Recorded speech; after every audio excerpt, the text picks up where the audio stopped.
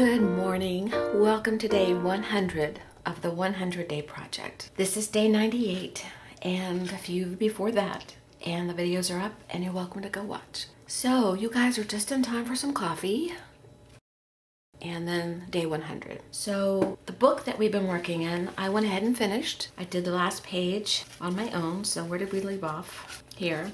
I went ahead and put this little page together. I went through my scraps and found my little bird on it's an index card that I put washi tape on, and I traced out a bird. Made a little collage, and then I used the lips and the stamp on old art. I used that to create this page. And then this is the back cover. I used the round circle that I used on the very front page, on the back page, on the inside, and then on the very back I used my own stamp and stamped a image of this flower and then just cut around it loosely. Put some paper and I stamped the end and put Laurie 2022. And then I put the book together and I was going to use the little rings they gave me, which I knew wouldn't fit, and of course they would not fit. So I got out some larger rings that I had in my drawer, and then I just took a strip of muslin and just actually looped little strips around the rings just to hide the rings. So there's the finished book. And if you want another flip through, I'll do that at the end of the video, if I remember. I'll try to remember. So today, I've been trying to figure out what to do today. And I had several things I wanted to do, but I've been procrastinating because I kind of feel like, I don't know, it's kind of a sad day and a happy day. So what are we going to do today? I thought about doing the accordion book that we had not finished. There was one that we didn't do. But then I thought that would take several, probably 2 videos, maybe 3. And that would be okay. It's just that I kind of wanted to do one video, get it done, be done with the 100 days, and then move on to something else. So I'm going to save this for after the 100 days is over. I have something I want to do with it anyway. So we'll put that in reserve and know that that is coming. The other thing I thought about doing was working in my scrapbook, my All Because of Scraps, but I decided not to do that. And then the last thing I was thinking of was yesterday I actually was sitting in here trying to figure out today and didn't figure it out, obviously, because I'm talking about it now. And I was playing with my fabric and I was making these little dolls, and I really enjoyed making them. And I just made a little pattern for them. Just simple, simple, simple. And I thought, you know, I really enjoyed that. I want to make the last day of the project. This is just something I was playing with. I put it there for color. I want to make it something that, you know, is fun and I enjoy, and hopefully you'll enjoy too. And we haven't done anything with fabric, really. So I'm going to make something with fabric, and I'm probably going to change this pattern up a little bit. Here's my little traced out pattern. You can see where I've tried and tried again until I got it right. And I think what I'll do is I'll make another pattern in a different shape, and we'll make another form of her.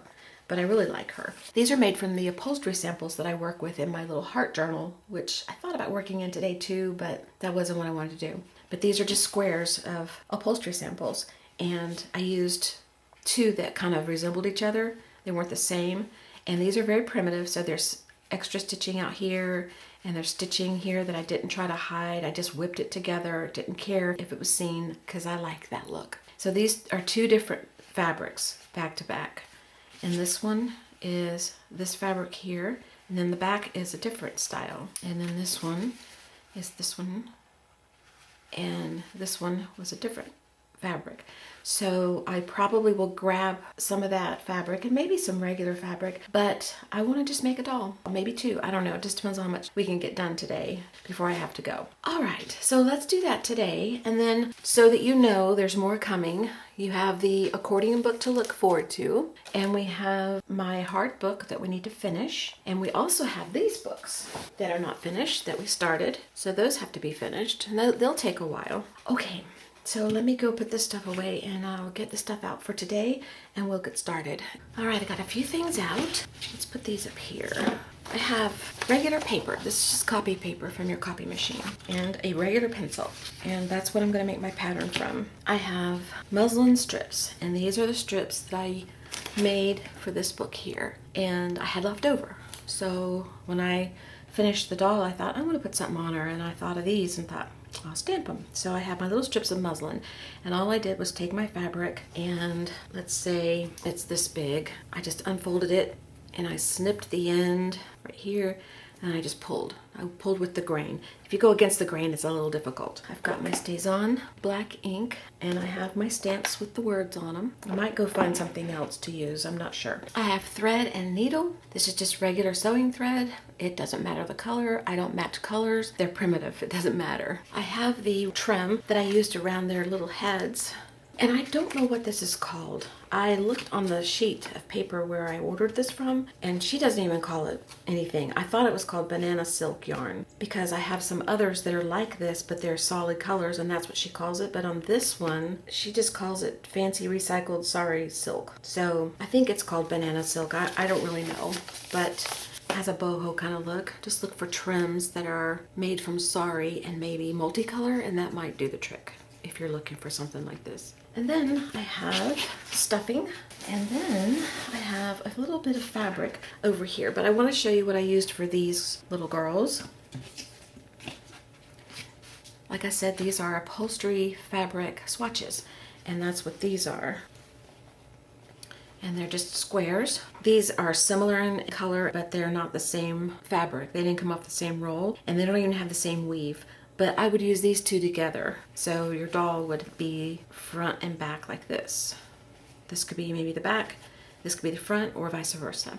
So I used that for these. I don't know if I'll use this today. Today I have a piece of vintage linen that I might use. There's another one. I really don't know if I'll use these. I just have them out because they were stuck with the fabrics that I wanted, so I grabbed them. This is just a lace collar. It's not old or anything, but I could cut that up and use it. And these are like upholstery fabrics, and I really like this, so I might use this today. Then I have this one. I love the inside and the outside of this one, so I could use either one. And I don't think I'd use this one, but it's in the mix. And there's more of this one. I must have really liked it. I think I got these on clearance. That's why I have so much. There's this one. And then there's this one on that one. And I really like this one. I don't think I could use the inside, but yeah, I could use either side. And I have this one here, which I love. And then this is a placemat. And I was thinking of using a placemat to make one. And then I've already got a decorative trim on the bottom of her if I leave the bottom. This one I love. I wish I had more of this one. So I probably will hold on to this, make a bag out of it or something. And then this is another placemat or napkin. I think it's a napkin. So I love that. You'll also need a pair of scissors, and these are my gunky, gluey paper scissors, and I used those yesterday. I suggest fabric scissors. So I have my paper here, and I want to create my pattern. I want to make a different shape. I want to make a taller, thinner shape, and I don't think I'm going to give her feet, and I don't know if I'll give her arms. I may just give her one straight body. I just start drawing. And I know it's hard to see, but I just start sketching the shape I think I want. I like this side. I always make a better left side for some reason. All right, we're gonna go with this, and we're gonna make another one because I want a little taller one.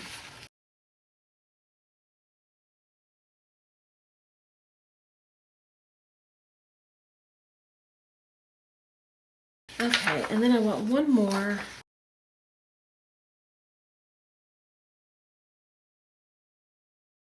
This is how I get my patterns. I just keep going and going and going until I get what I want.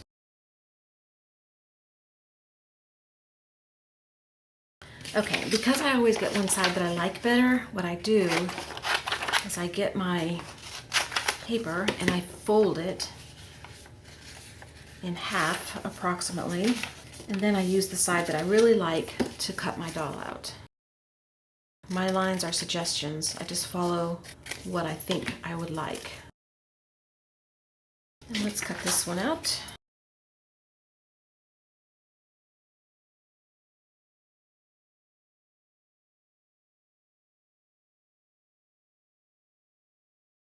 Okay, so we have 3 sizes, and our original one looks like this. If you want legs and arms, you just draw them in as you're drawing your body. All I did was just added a little arm shape. It didn't matter where it was located, and a little tiny legs, and then when I turned my fabric inside out, you could see that they aren't the exact shape that I drew because of the way I drew it, but that's what makes her so cute.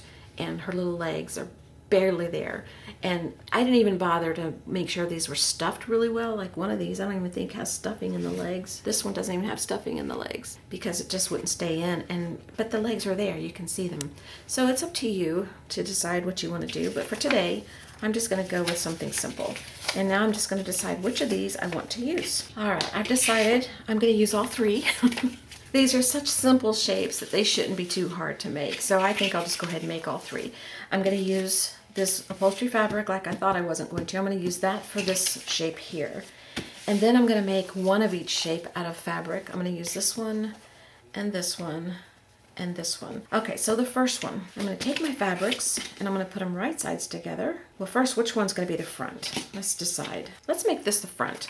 Okay, so I'm going to turn my fabrics right sides together and stack them again. This is my front. So if you need to mark it, you can mark it. Just put an F for front. And then I'm going to put my pattern piece down. And I'm going to take a pen so I can see it better at the sewing machine. And I'm going to put stitch lines around my pattern. And we're going to sew on those lines. If you don't have a sewing machine or don't like to sew, but you do want to make these cute little dolls, you could do this by hand. But I don't have the time to do them by hand. I think they'd be really cute. I think it would give them a funky look, a less uniform look, even more primitive looking than these that I made. I think sewing by hand would be really great, and I would do it by hand if I had the time, just for the fun of it. Now, for these, because there's no legs and arms, you can leave the bottom open so that when you stitch, you can turn it inside out easily and then stuff it from the bottom and then turn your bottoms under and stitch it. But what I did for mine was I stitched all the way around and then I just cut a slit in the back. I love that.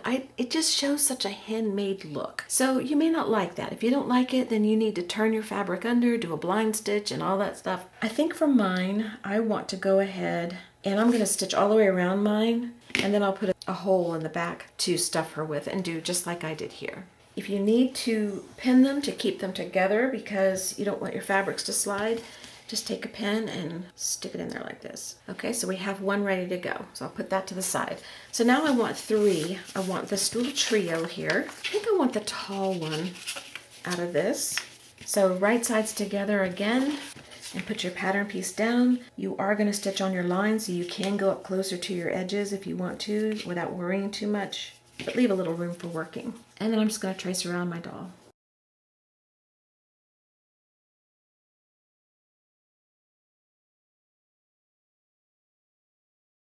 So we have doll number 2.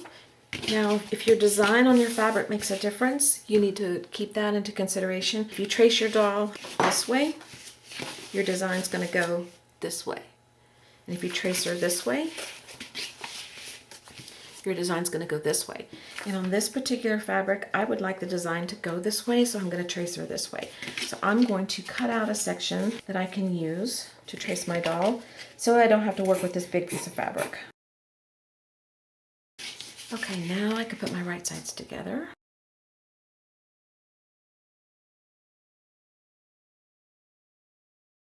There's that one. Well, let's do this more plain one. Oh, this is a napkin too. See, you can use napkins and all kinds of things like table runners and things like that. You don't have to stick with just fabric.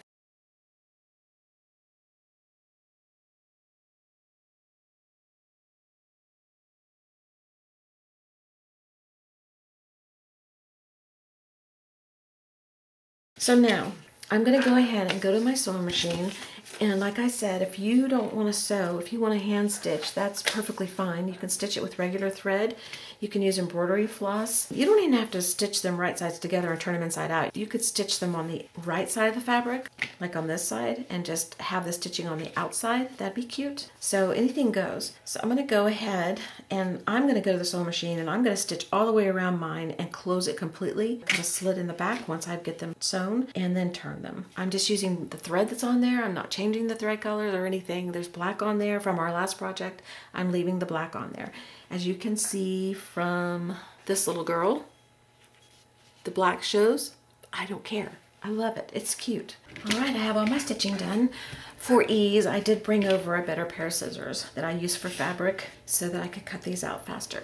So now what you want to do is cut out your doll, but you want to leave a little bit of a seam allowance. You don't have to leave much. Just leave enough that your stitches won't pull apart. But if they do pull apart, that makes these even more cute. Like, for example, if these stitches came apart, I would just take a thread and just stitch it back together. But that's just me. I like to cut into my corners just a little bit. I do it while I'm cutting, but you can do it afterwards. You can come back and just snip right into the corner. Don't go to the stitch line, go up to it, but still leave the stitch, just to make it easier for when I turn the doll. And I'll cut the corners. These are so simple because you didn't put arms and legs on that you don't have to worry about all the little crevices. That's why I made these simple today, so that it would be easy. And you can go with it further if you want to. I'll do those off camera, but what I want to do now is remember which side is my front, and I made this the front. So this is the back, and I want to pull it apart and get a little bit of the back area in my fingers. Now, if you want to make this easier on yourself, do it before you stitch, but I like to do it after. I never know if I'm going to change my stitch line, where I want my stitches. And if I've already got my slit, then I could maybe keep myself from doing something different at sewing machine that I want to do. And you could use a seam ripper if you want to help get yourself in there. But if you've got your scissors, just put a little tiny snip right there. And then make your little slice. I don't go too far up into the neck because I don't want that strain there. And then I have a little tool somewhere that I can turn with. If you don't, just use a pencil or the end of a paintbrush, something like this, and turn your doll inside out. This came in the stuffing bag, so I'll just use this. They do make tools for this kind of thing. I've never bought one. I always just use a dowel. But I don't need this too much because I didn't make the arms and legs. With the arms and legs, I did need the dowel because I needed to get up in there and smooth it out.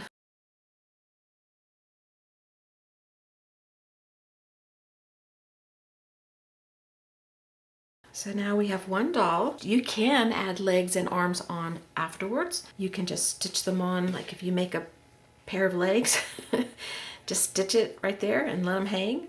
You can do that. Whatever you want to do. So I'm going to go ahead and get the rest of these prepped, and then I'll come back and we'll do the next step. Be really careful when you make your slit in the back that you don't catch the front of your fabric. You want to make sure of that because you don't want a hole in the front. Although, again, with these dolls, it wouldn't matter. All you would have to do is take your stitches and just stitch it up, and it'll look like you did it on purpose. Or put your little word on top of the hole and it will cover it up. So you don't have to worry about too many mistakes on these. And the reason I cut the corners at the bottom is so that when I'm turning it, there's less bulk that I have to push through. You don't have to cut them. I told you as I stitch, I change the stitch line sometimes. These are the same pattern, but look at the difference in the doll. This one comes out more. Her head's a little bigger. So you can change the shape as you sew. Okay, I've got all my dolls turned. So let's go ahead. What I do is just take stuffing and you want to pull it apart. This is really cheap stuff. I don't like it, to be honest with you, but it's very slippery, so it's very hard to get into little tiny spaces. You have to really work at it. I prefer a little more cottony feel.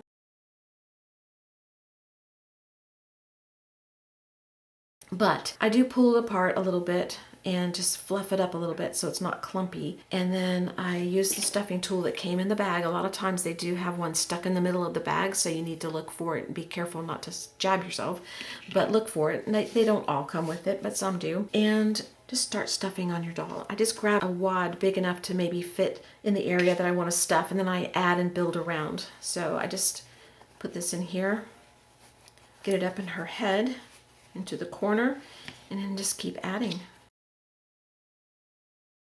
And once I get the head area or the bottom, whichever one I started with, I never start in the same place. It just depends. Once I get that done, I'll go to the bottom and start working on that and leave the center for last because that's where my hole is and I don't want to have to work around that.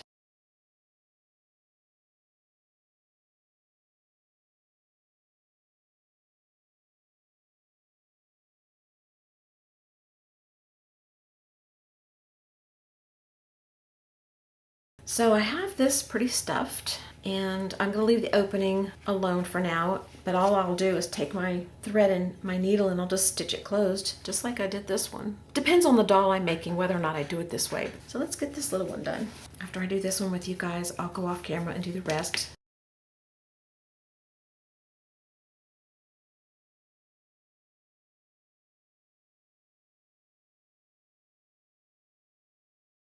Make sure your neck is stuffed properly so that your neck doesn't wobble. You want her neck to be stiff so she's able to hold herself up. Okay, there's 2. So I'm going to stuff these 2 and I'll be back. All right, all of them are stuffed and I've stitched the back of these 3. And I have to say, I forgot about this. I should have told you this earlier. When you're using upholstery type fabric or woven type fabric and you make a slit, it's very likely it's just going to run and pull. You could ravel it really easy. So when you make a slit, you don't have a seam allowance. Like if you stitch around here, you've got a little seam allowance when you cut it out. So if you left the bottom open, you'd have this little tiny seam allowance to tuck in and pull together to stitch closed. When you're slitting it, you don't have that. So that's why the stitches show, because I'm not tucking any fabric in, first of all. And also, it's very likely the fabric's going to pull. So it also pulls apart. That's why I do 2 runs, and that's why it shows so much. So if you don't like that, if you don't want that, you need to leave an opening on the bottom of your doll or on the side. So after you're through stuffing, you can turn your doll, and let's say this is your opening, and you can turn your little seam allowance in like this, and then stitch it neatly. So that's up to you, you decide. But mine are very primitive and very, well, not extreme primitive, they're not roadkill primitive. So I don't mind this. So what I do now is, since I've got my slit back here and my stuffing's pushing out, you can see this is raveling, this is gonna pull if I'm not careful. So I have to gather quite a bit of fabric to keep it together. So then I just push my fabric in and push this together to get my seam close. Then I take my needle and I stick it under so the knot isn't showing, which is no big deal. I mean, I'm going to the extreme of making this messy stitching, so it really doesn't matter if a knot shows. It's just habit of sewing, I think. That's my habit of doing that. Then I just grab the other side and I just start putting a whip stitch down.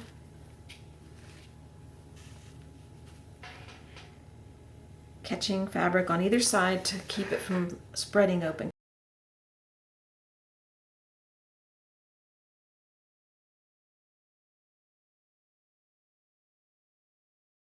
And you know, there is nothing wrong with wanting a very nice finished look. This just happens to be how I like to do these. Well, I say these, I've never made these before because I just made the pattern, but how I like to do dolls like this. See, I just pulled all the stitching out and now I gotta grab further over. So I've gotten to the top and I'm just going to go down the stitch line again just to make sure that I've got it covered. Now the other thing that I can do, and I was going to do on the other dolls, but I ran out of time last night. I was going to put something on top of the stitching, like a label or fabric or something, as if it was a patch job or something.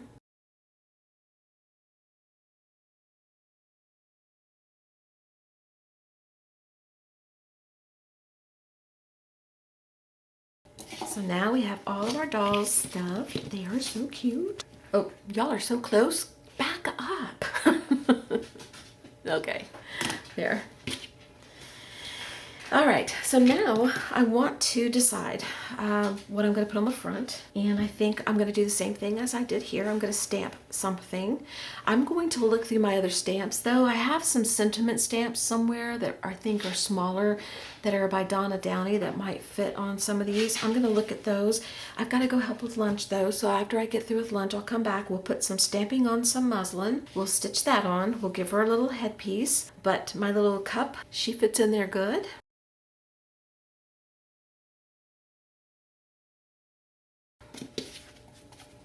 She fits in there. She needs to lose a pound or two. I love her because I relate. And she doesn't fit either. Oh, we go that way. Some days it's that way. She's diving in for that coffee. Okay. All right. I'll talk to you in a minute. All right, I'm back from lunch. Let's go ahead and get our stamping done. There are two sets here. These are by Donna Downey Studios. and the Unity Stamp Company. And I'm going to pull out stamps that I like, and I'm going to have to change my muslin situation. I need a little bit wider, so I'm going to have to get a little piece of muslin that I can cut into wider strips. I picked out 4 stamps that I'm going to use, and they all came from the same set. I forgot to tell you the names. This one is called Empowered Words, and this one is called Art and Possibility. I pulled mine from Art and Possibility. I'm going to use Make Your Mark, Forward Motion, Inspiring Create, and Embrace Possibility. So I haven't used these yet. I've used some of them, but not these. I'm going to stamp them and just get them used before I stamp my fabric. And they have a peel off on the back. You can stick them to a block, but I don't do that. So I have my muslin out now. I tore another strip off that's bigger, and I'll cut them out after I stamp them. And if you don't want any of the outside edge that gets inked like around here to show, then you should wipe it off before you stamp. I don't care. Cut out your words, making sure to leave a little room for stitching. And I'm going to set these aside because I'm not going to put those on just yet. I want to do her headband first. I'm going to tell you how I'm going to do it. I'll do one, and then I'll do the rest off camera. But you'll need your needle and thread again. Or you can glue these, but I don't like to use glue too much if I can help it on my dolls. I'm just going to take my trim, find the area on her head that I want it, position it, and I'm going to get some pins to hold it in place. That will just help me. If I was doing it without filming, I could just hold it and start stitching. Then just sort of pin it where you think you want it. And pin down into the doll, not out, because you'll poke your hand. Ask me how I know. I've done this for years. I know. My DNA is on so many things in this world. Okay, and then bring it around, kind of meet up in the back. And then I cut off what I don't need. And then I'm going to kind of stitch the ends together back in the back, so they'll stay together while I'm trying to work with this thing. Then I'm just going to stick it through the trim and come out on the side through her head and just tack it as I go.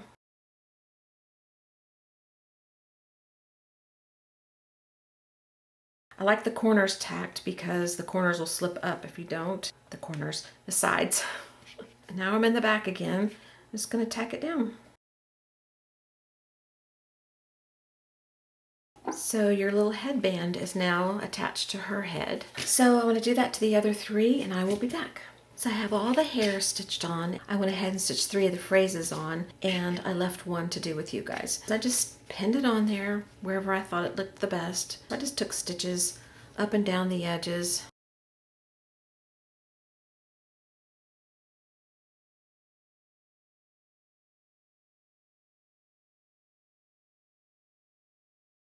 These could be little statement dolls if you wanted to use a particular stamp or phrase that you love as a reminder to yourself or as a gift. So then I want to take some distress ink. This is Tim Holtz Walnut Stain. And I want to distress these little pieces of fabric. And I could have done that before I stitched them on, but I knew I'd be handling them a lot with my fingers and I'd get the stuff all over my hands and get it on her. So I'm just doing it this way. So now, if you wanted to, you could give them arms and legs, like I said, if you wanted to. You could give them hair if you wanted to. I'm going to give one of them arms, and I'm not going to give them legs because I don't need legs, but I'll just show you how you can do it.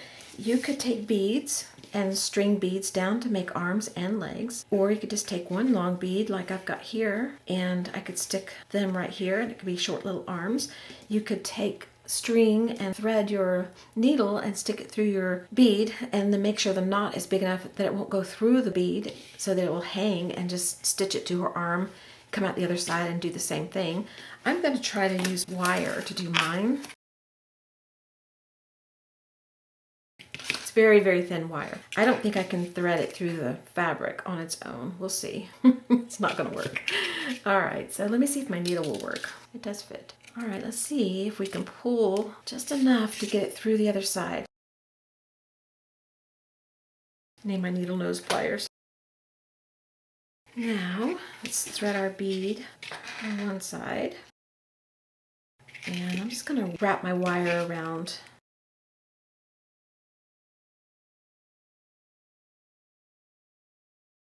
You'll want to make sure the sharp ends are tucked in and all that stuff. Cute. Could glue them up like this if you wanted to. Okay, so now we've got little arms. You could do that for feet. You could make long strands of beads, connect a bunch of them, have them hanging down, whatever you want to do. Sky's the limit. You could have her holding flowers like that. Just tie them at their neck. That'd be cute. I don't really like the wires hanging here. You could cover them with muslin though. These could be little stocking stuffers. You could tie a bow at her neck or in her hair or back here. Okay, that's it for today. You can do anything you want to do. So let's pull these in so you can look at them real quick. Let me clean up this mess and I'll show you again. And I'll do the flip through of the journal. Okay, let's do the journal flip through first.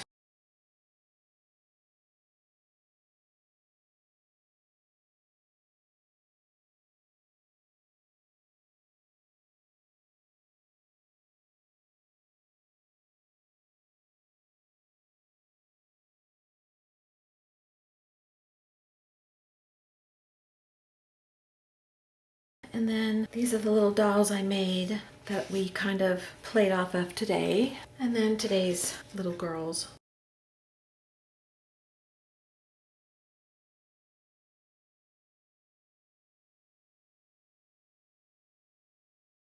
Simple, cute, and easy. So I hope you enjoyed. I had a ball. I just want to take a minute to say thank you for being here with me through this 100 days. I can't believe we actually got 100 days posted every single day. There were a couple of challenges during the 100-day challenge. One, falling down the stairs early on and having to deal with that. I mean, my toes still sore, one of them, but it's much, much better. I can walk normal now and wear shoes normal and everything, but that lasted a long time. But that was a challenge. And the comments that you guys have been leaving have been an enormous motivation and inspiration to me. I thank you very much for those. There are those of you, let me address those of you who watch and don't comment. I want to thank you for being here. I appreciate your time. You can be anywhere, and if you're here at the moment, you're choosing to be here, and I appreciate that. And if you don't leave comments, that's fine. I still appreciate you. I just want you to know that. I don't want you to think that because I address the people who leave comments that I'm not thinking of you too. So thank you. And those of you who do leave comments, I really appreciate them. And the reason I appreciate them so much is because it lets me know that what I'm doing is worth something, worthwhile, that somebody's benefiting from it, and that there's somebody being inspired or helped or encouraged, or maybe some company. You're getting company from me. The only way I know if you're enjoying them is if you let me know. I really appreciate it because they inspire me and they motivate me and they keep me moving forward. Forward motion. This 100 days has helped me tremendously. Just hearing from you guys that you are doing something with your family or your friends or just because you want to makes me feel so good. So thank you for your time and thank you for your encouragement. So I will see you again soon, and thanks for watching. I appreciate it. Bye-bye.